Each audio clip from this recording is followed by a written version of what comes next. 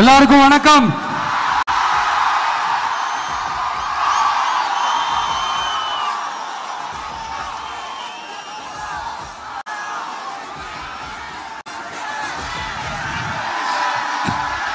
கிட்டத்தட்ட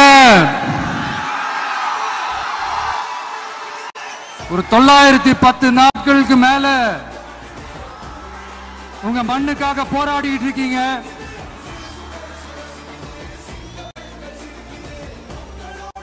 உங்க போராட்டத்தை பத்தி ராகுல்னு ஒரு பையன், சின்ன பையன் பேசினது நான் கேட்டேன். அந்த குழந்தையோட பேச்சு மனசு ஏதோ செஞ்சிருச்சு. உடனே உங்க எல்லாரையும் பார்க்கணும்னு தோணுச்சு, உங்க எல்லாரையும் கூட பேசி ஆகணும்னு தோணுச்சு. உங்க எல்லாரு கூட நான் நிப்பேன், நீ தொடர்ந்து நிப்பேன் சொல்லணும்னு தோணுச்சு.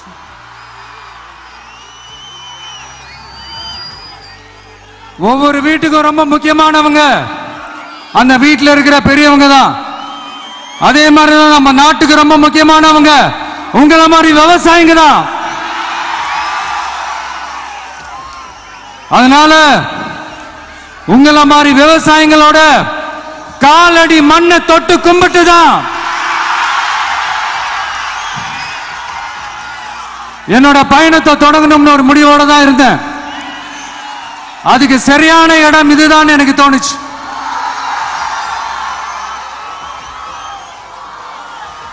என்ன, உங்க வீட்டில் இருக்கிற ஒரு மகனா என்னோட கள அரசியல் பயணம்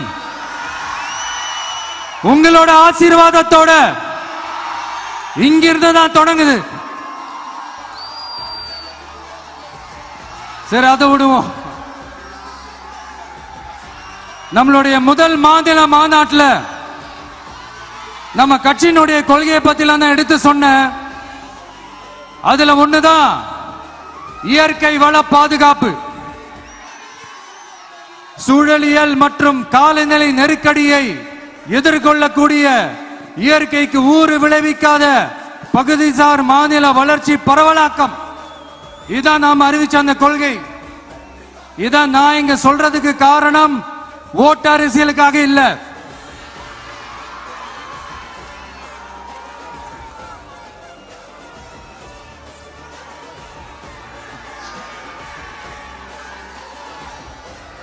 இன்னொரு தீர்மானம் அதே மாநில மாநாட்டில் நான் சொன்னேன்.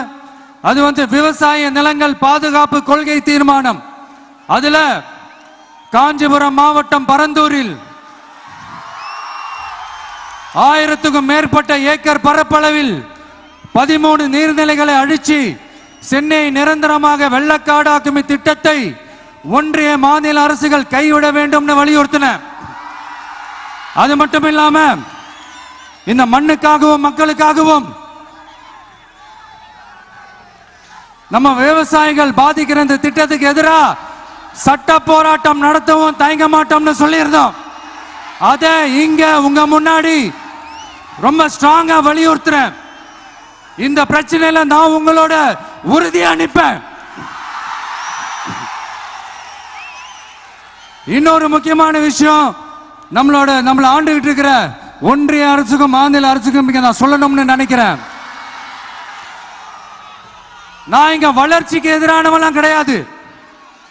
ஏர்போர்ட்டே வரக்கூடாதுன்னு நான் சொல்லல, இந்த இடத்துல வரக்கூடாதுன்னு நான் சொல்றேன்.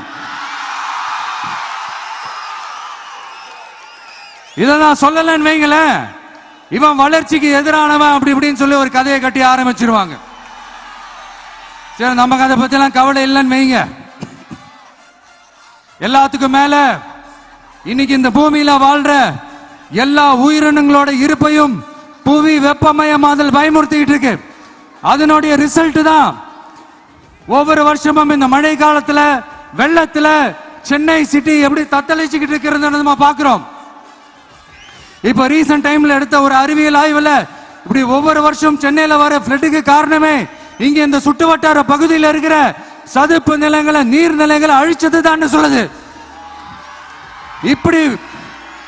இப்படி ஒரு சூழல் இருக்கும் போது 90% ஆஃப் விவசாய நிலங்கள், 90% ஆஃப் நீர்நிலைகளை அழிச்சு இங்க அந்த பரந்தூர் விமான நிலையத்தை கொண்டு வரணும்னு எடுக்கிற அந்த முடிவை எந்த அரசா இருந்தாலும் அது மக்கள் விரோத அரசா தான் இருக்க முடியும்.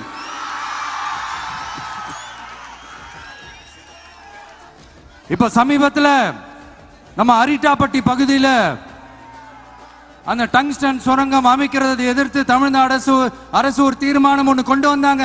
அதை நான் மனப்பூர்வமாக வரவேற்கிறேன். ஆனா அதே நிலைப்பாட்டை தானே இங்க நம்ம பரந்தூர் பிரச்சனையிலையும் எடுக்கணும். எப்படி அரிட்டாப்பட்டி பகுதி மக்கள் நம்ம மக்களோ அதே மாதிரி தானே பரந்தூர் மக்களும் நம்ம மக்கள். அப்படித்தானே ஒரு அரசாங்கம் யோசிக்கணும். ஆனா அப்படி செய்யலையே. ஏன் செய்யல?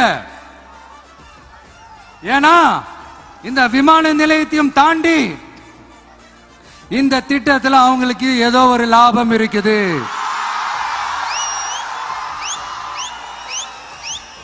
அத நம்ம மக்கள் தெளிவா புரிஞ்சு வச்சிருக்கிறாங்க. நம்மளுடைய ஆட்சியாளர்களுக்கு ஒரு சில கேள்விகள். நீங்க எதிர்கட்சியா இருக்கும் போது 8 வழிச்சாலையை எதிர்த்தீங்க, அந்த காட்டுப்பள்ளி துறைமுகத்தை எடுத்தீங்க. அதே தானே இங்கேயும், அதே நிலைப்பாடு தானே இங்கேயும் எடுக்கணும். அது எப்படி நீங்க எதிர்கட்சியா இருக்கும் போது விவசாயிகளுக்கு ஆதரவு, ஆளுங்கட்சியா இருக்கும் போது விவசாயிகளுக்கு எதிர்ப்பா? இது எனக்கு புரியலையே.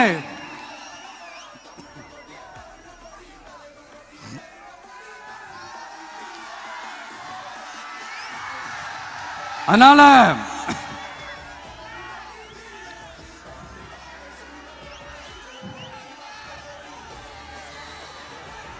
இனிமேலும் சொல்றேன்,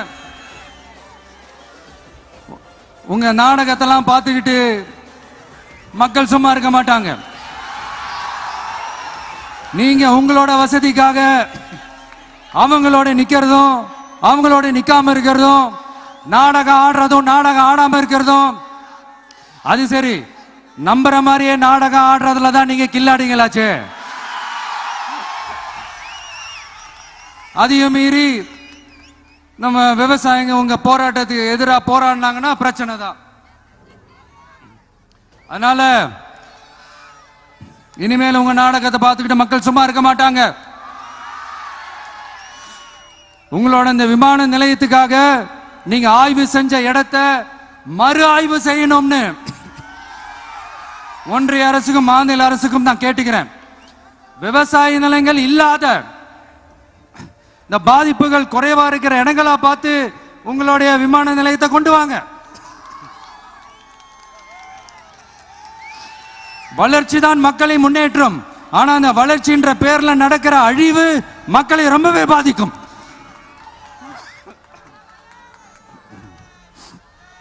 நீங்க எல்லாரும் உங்களுடைய ஊர் கிராம தேவதைகளான கொல்லமெட்டால் அம்மன் மேலையும் எல்லை அம்மன் மேலையும் ரொம்பவே நம்பிக்கை வச்சிருக்கீங்கன்றது எனக்கு தெரிஞ்சது. அந்த நம்பிக்கையை இழந்துடாதீங்க. உங்களுக்காகவும் உங்க ஊருக்காகவும் இனி உங்க வீட்டு பிள்ளையான நானும் தமிழக வெற்றி கழகத்தோட தோழர்களும் சட்டத்துக்கு உட்பட்டு எல்லா வழிகளிலும் உங்களோட உறுதி அனுப்பேன். உங்களோட ஊருக்குள்ள ஏகனாபுரம் ஊருக்குள்ள வந்து அந்த திடல்ல தான் உங்க எல்லாரையும் மீட் பண்ணணும்னு நினைச்சேன். ஆனா எனக்கு பர்மிஷன் கிடைக்கல. இங்கதான் பர்மிஷன் கொடுத்தாங்க. நான் ஏன் ஊருக்குள்ள வரணும்னு தடையின்னு எனக்கு தெரியல. இப்படிதான் கொஞ்ச நாளைக்கு முன்னாடி நம்ம புள்ளிங்க ஒரு நோட்டீஸ் கொடுத்ததுக்கு தடை விதிச்சாங்க. ஒரு துண்டு சீட்டு நம்ம புள்ளிங்க கொடுத்ததுக்கு. அது ஏன்னு எனக்கு புரியல.